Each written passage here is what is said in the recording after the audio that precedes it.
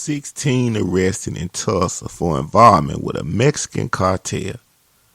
According to Mark Woodward, the Oklahoma Bureau of Narcotics and Dangerous Drug Control spokesman, multiple arrests have been made connected to a drug trafficking organization with links to a cartel in Tulsa, Oklahoma. Fentanyl. It's a crisis. That's right. And this time, it ain't the typical niggas that I love to talk about. My niggas, my black people. It ain't them. This is a group of Caucasians hustling, trying to get some paper with links to the cartel. They said these individuals are buying directly from people they said these are individuals buying directly from people tied to the cartels out of Mexico that are bringing raw fentanyl powder across the border, moving it up into the Tulsa area, but also is impacting the distribution in places like Barshville, Collinsville, said Woodward. Today they're using social media to arrange for loads being bought from Mexico to Tulsa. They're using the internet to move this dope. It's basically what they're saying. Then they were using the internet to arrange for pickup and distribution once it got to Tulsa and moving it to places like Collinsville and Barshville to support somebody's opioid addiction. Just one of those dosage units, as we've seen, unfortunately over the last years, could be a fatal dose because of just how powerful fentanyl can be. Yeah, we know this.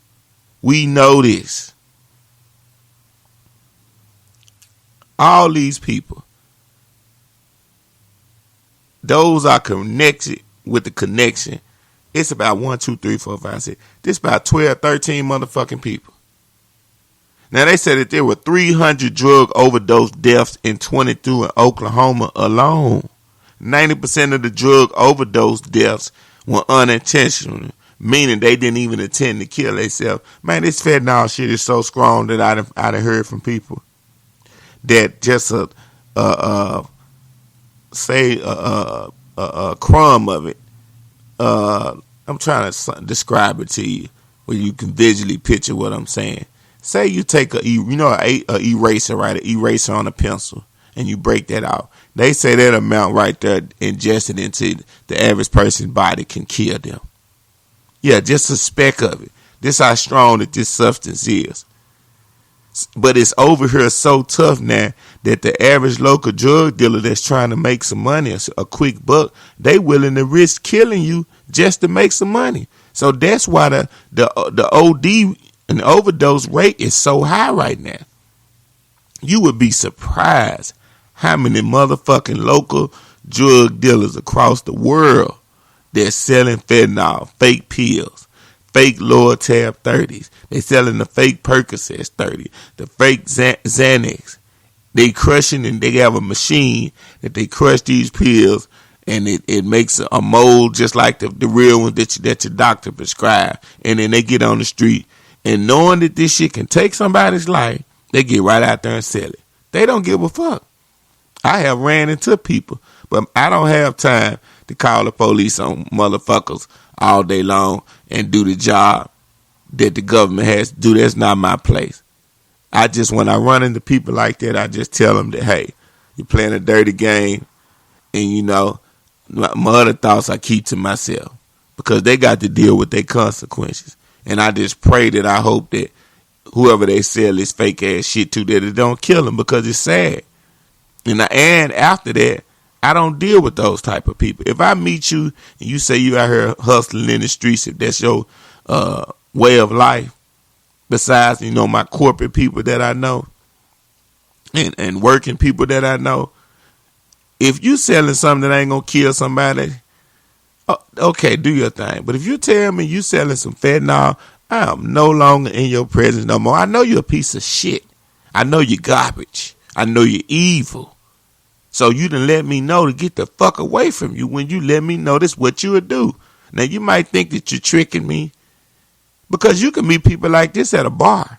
This is how strong this fentanyl is. Remember, this is a group of Caucasians linked to the fentanyl. This ain't the typical black people, usually that I'm gonna speak on in the hood. Because they selling crack, every drug you can name in the hood. But in the Caucasian world, they don't sell all those different hard drugs. They usually deal in opioids.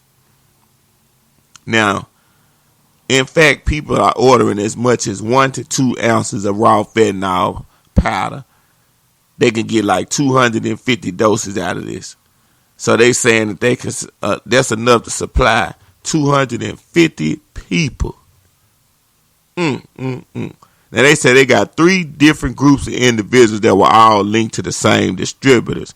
So they kind of merged the investigations together and tied them into the same people bringing in the fentanyl from Mexico to Tulsa. Those shipments was broken up and taken to places like Jinx, Bixby, and Bartlesville. According to the court documents, the investigation used Facebook Messenger search warrants, GPS trackers, visual and electronic surveillance, and undercover operations to take down the drug organization. See, they got some stupid people be on Facebook Messenger too, telling all they business, be selling drugs. How you gonna sell drugs on Facebook Messenger, Instagram Messenger? I mean, some of the shit people be doing, I be like, you wanted to go to jail. I don't even feel sorry for you. What? I mean, some stuff just too good to be true. Watch or try it. Now, drug trafficking organizations operate as a dispatch system. They coordinate the deal by discussing the money for the amount. Then they provide the address for the customer to go and meet. And then if the customer don't have a vehicle, they'll take it to the house. And then that's how they, they documented it. And hey, boom. So they was basically having them under surveillance, watching them get the drugs, letting them get the drugs, seeing where they taking it to, charging their ass each time, and then come down hard on them. So now what they want to do is, they really probably can't get the cartel. They just gonna lock them up because the fentanyl is so deadly. They can't allow all these people to get killed by trying to come to keep them under investigation too long. So that's why they had to swoop in and go and seal the deal and get them motherfuckers out of there. But finally, I talk about you niggas so much every day, y'all give me something to talk about. I got to talk about another race acting a fool out here in America. Now, let's get to the nitty gritty. They said P. Diddy, took a picture with T.D. Jakes at Bishop's birthday celebration.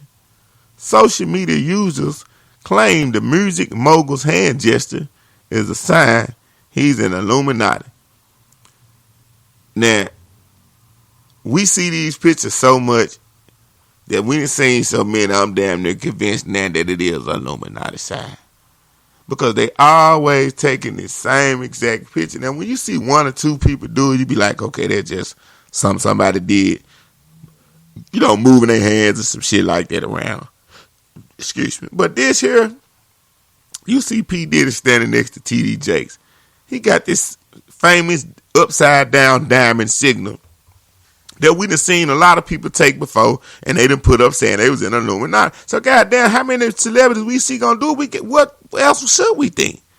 But anyway, I don't give a fuck about the Illuminati. I'm out here in the real world trying to make it happen because I ain't make it rapping.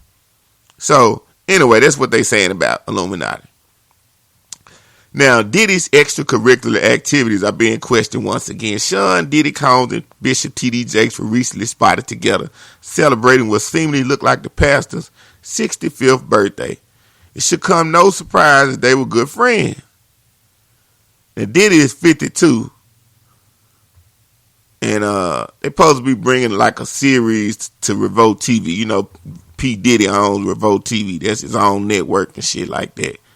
And supposed to be hooking up and doing some shit. But I mean, this Illuminati shit, it kind of died down. You don't really hear about it too much. But then not too long ago, some months ago, it resurfaced. When I seen Lil Baby at that party with all them weird looking motherfuckers, and they was hugging and getting behind each other and doing strange shit. And then, before this, you always see these gangster rappers all tough talking about, I'm going to shoot up this and that.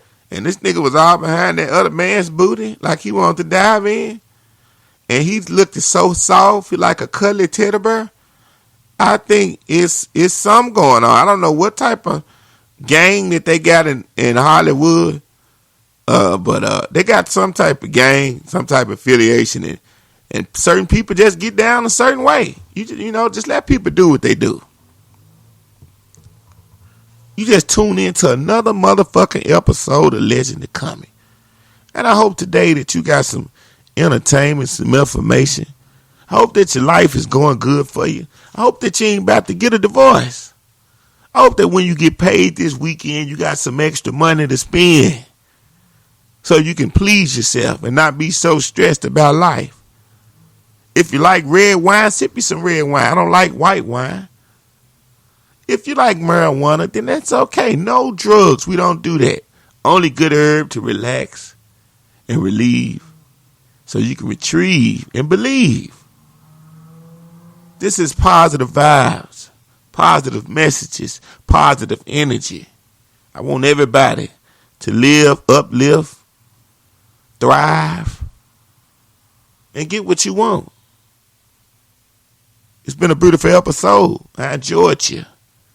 Now do something with yourself and do something with your life so you can be somebody. Raise them badass kids. Until the next time.